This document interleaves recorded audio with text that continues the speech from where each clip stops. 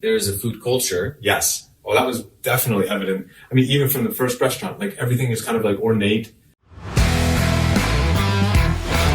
Welcome to the Expat Edge with Marcus and Matt, where we answer your questions about becoming an expat to help you thrive abroad.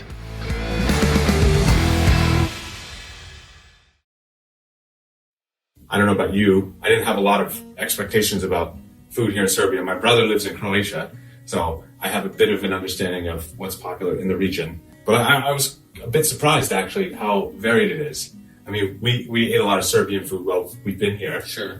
Trying to just really understand, what people eat, because that's an interesting, at least for me, aspect of traveling. But even today, I mean, I had some of the best Neapolitan-style pizza I've had anywhere in the world. I wouldn't say I'm a food connoisseur, but certainly I can recognize that there is a food culture. Yes. Well, that was definitely evident. I mean, even from the first restaurant, like everything is kind of like ornate, right? And the first night we went to this restaurant recommended by a taxi driver called Jordan. Yeah, and that was mostly for like locals. I didn't see a single other foreigner in the restaurant.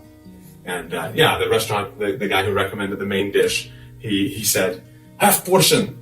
2 people, enough. Like, he didn't speak very well in English, but he was at least able to say, this is our main dish, this is what you should order. And, he didn't let us order the full portion. That's true. Right. Can you imagine you go to Russia? I didn't even see half portions in the menu, did you? No. I didn't. So we just, okay, yeah, we'll take that. He pointed and we said, okay, we'll take it. And it said like 3,600 dinars, which is $36 more or less. Sure. And then the bill comes at the end, and it was a half portion. It was half the price. Yeah. And he said it was half the food. Yeah. And that was pretty cool. I was almost expecting to pay the menu price. I was too. I and he's totally like, no, half is enough. Yeah. So we ate a lot of Serbian food. I didn't know what to expect as far as cuisine, but I didn't expect it to be spicy. Yeah, so that's true. There were a lot of spicy aspects, like a garlic type bread, but with spices baked on. Yeah. So that was kind of a spicy bread, crunchy bread. I had a salad. They call it the Serbian salad, and it was just tomatoes, cucumbers, onions, and really spicy, like peppers. Was that jalapeno? Yeah, about that spice level. Okay. Right? And usually in Eastern Europe, from Poland, Ukraine, Russia, for sure, no spicy anything. Yeah. Kind of, I wouldn't say I fell in love with Serbian food. Sure. I like meat, so there was a lot of meat dishes. Right. But it was very well presented. Yeah, even at that like local chain restaurant where we got I think the national dish is this dish called chivapi. It's these little like meat sausages. Yeah. It was very nicely presented for $3. Right. Right? It was a piece of really quite nice bread with the sausages and this, they called it cream, but it was really kind of like a cheese. Like a grated feta cheese? No, you mean in the inside. Yeah. That was like a buttery cheese spread kind of thing. It was really nice. Yeah, that tastes good. Yeah. I just had a very simple cucumber salad with feta cheese grated on top. And it was, that was good too. But what was your favorite thing that you ate? What about last night? We had all those different sausages. Yeah, and I did like that meat you mentioned. It was like a big patty. Yeah. And it was like crispy cheese on the outside. Yeah. Kind of spicy. Yeah. That was one of my favorites too. That was good. And then I did like chivapi. I've had that before. But one thing that surprised me was usually if you go to like a chain restaurant like we went to, it was recommended by a local taxi driver, so I expected it would be nice. But you could taste that the little chivapis were grilled on a grill, like an open grill flame, which is really quite surprising for $3. Right. I actually really liked that dish we had the first night. It was incredibly heavy. It was pork, but inside there was pork wrapped in bacon. Yeah. And then inside ham. Yeah. And then some kind of cheese. Yeah. Well, a lot of cheese. A lot of cheese. So when you cut it just oozed all over the plate. That was really good. But it was just so heavy, and I mean, an incredible portion. It must have been a kilogram piece of meat. Yeah. That was a little bit, I mean, I like meat, but it was a little bit too much. It was like meat with meat, stuff with cheese. Yeah. So if you're a meat lover, you're gonna like Serbia, a good place. Because when I went to the food court, I also saw like those rolls. I'm sure, I don't know the names. Yeah. Rolls wrapped in bacon, and then there was another like patty wrapped in bacon. Yep. There were like 3 pieces of meat, wrapped in bacon. Yeah. So I guess they, like their pork as well. Right.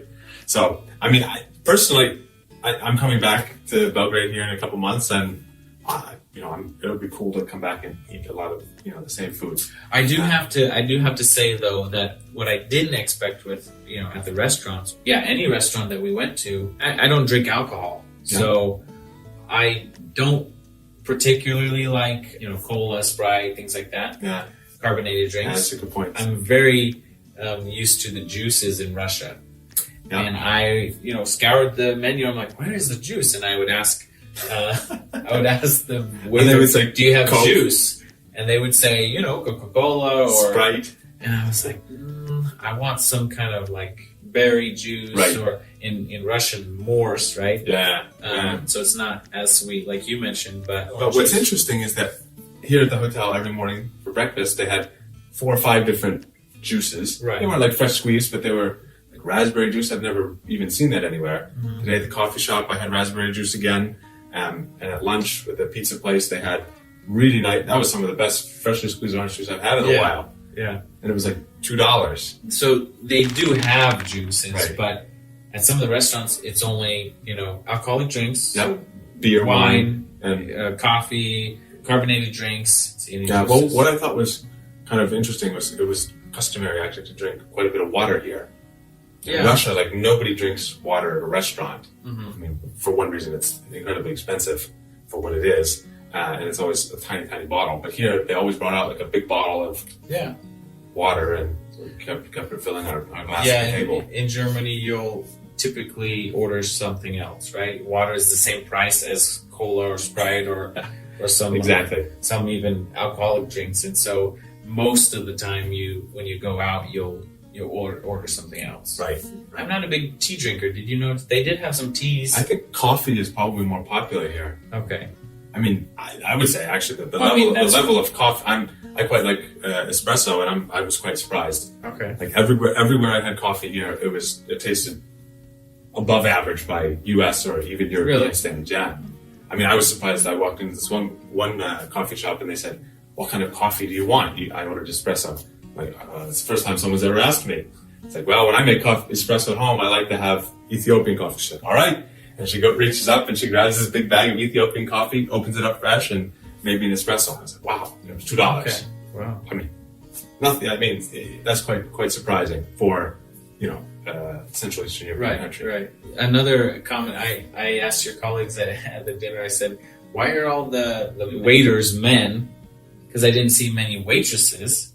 I don't think we saw any, just in cafes, and they were very, very professional. Yeah, you could tell it was like almost a career. At every level of restaurant. Yeah, even the Chivapi place, their chain. Yeah, they were a little bit more relaxed, of course, but they had like, I don't know, it was just the way they presented themselves was more than just like, have to, this is a job to me. Well, I mean, the waiters they take last night at that restaurant that we went to.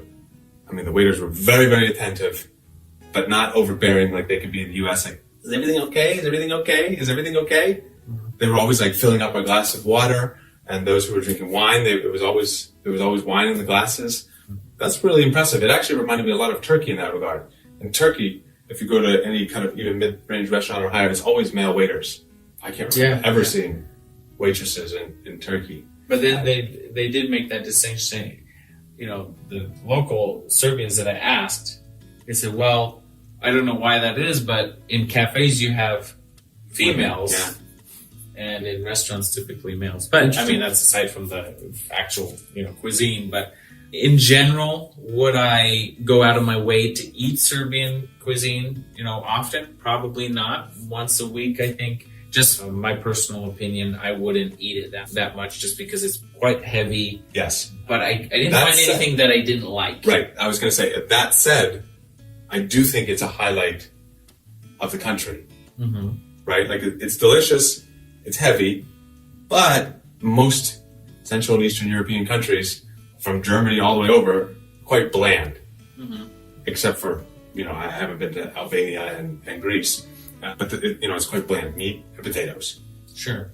But here there was some spices involved. There were lots more different kinds of meats, different sides. Actually, the salads I was quite happy to see were not just drenched in mayonnaise like you typically get in most Central and Eastern European countries. It was very much like fresh salads, like we're used to in the US. Very simple, and then some cheese on top. Right. They do have like that, a lot of those salads have the feta cheese on them, the grated feta cheese. But once, if the ingredients are fresh like we had, right, even though it's simple, it was very good. Right, exactly. So that's our impressions about food in Serbia. Maybe I wouldn't make it my main goal, but if you come here, it's certainly one of the... You won't be disappointed. You won't be disappointed, exactly. Yeah. This was the Expat Edge with Matt and Marcus. We hope you enjoyed the video. Visit theexpatedge.com for even more content that will help you thrive abroad. You can submit your ideas for video topics and sign up for free at theexpatedge.com. See you there.